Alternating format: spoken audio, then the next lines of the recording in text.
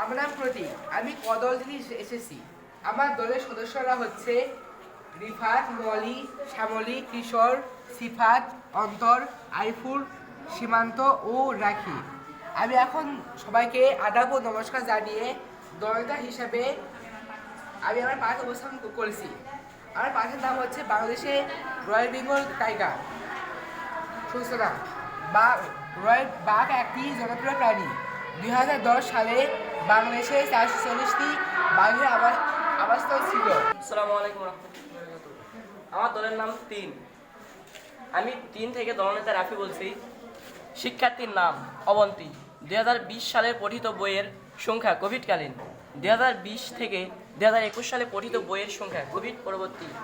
Avanti 112টি, 91। COVID-19.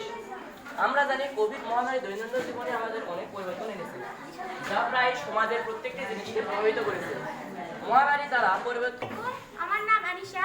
আমার উপস্থাপনার বিষয় হচ্ছে বাঘ। আমার দলের নাম 2। সূচনা: বিশ্বে যত দেশ উন্নত আছে তার মধ্যে ভারত অন্যতম।